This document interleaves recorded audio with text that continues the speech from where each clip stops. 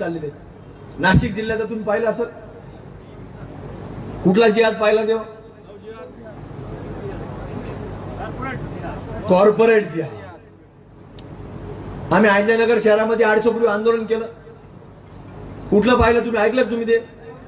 Travel जिहाद। कोल्हापूरमध्ये तुम्ही जर गेले तिथं काय चालू आहे?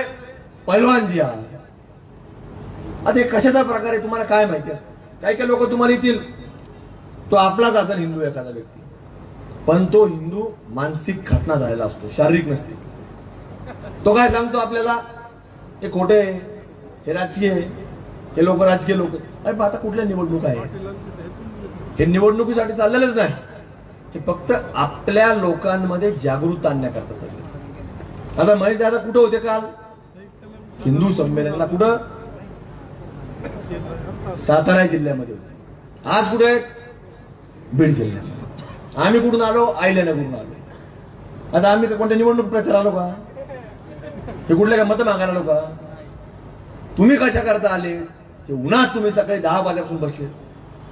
आपण सगळेजण एकाच विषयाकरता आलोय की आपल्या भारत देशामध्ये आपला हिंदू बांधव हा सुरक्षित राहिला पाहिजे, याच्याकरताच आता आपण सगळेजण एकत्र आलो आहोत। आणि या प्रश्नावरती कुणीही राजकीय पक्ष जरी काम करत नसले तर आपल्या सर्वांना हिंदू म्हणून आपल्या सर्वांना काम करावं लागणार आहे।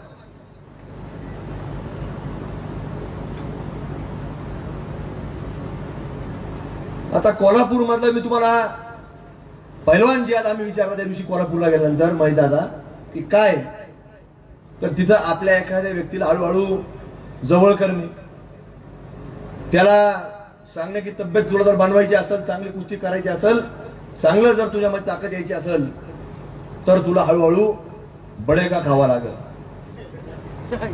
मी हळू त्याला सांगायचं, मग तो म्हणणार आता आपला माणूस तो कधी हा म्हणू शकत नाही।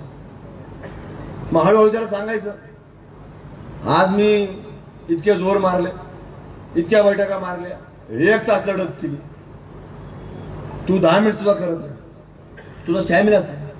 मग त्यांनी सांगायचं की तू चालू कर, आज थोडा तुकडा खाऊन कर।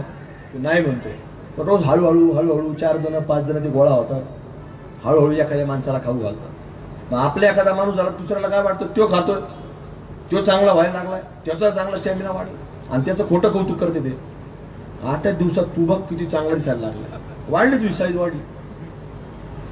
तू विचार, घरी विचार, जाऊन ये जरा, फोन लाव, कोणाला विचार, व्हिडिओवर दाखव। मग असं करत हळूहळू एक माणूस येतो, आणि असं करता करता तुम्हाला सांगतो तिथं सुद्धा आपल्यातल्या बऱ्याच लोकांना त्यांनी त्या चक्रव्यूहामध्ये हे अडकून टाकलेलं।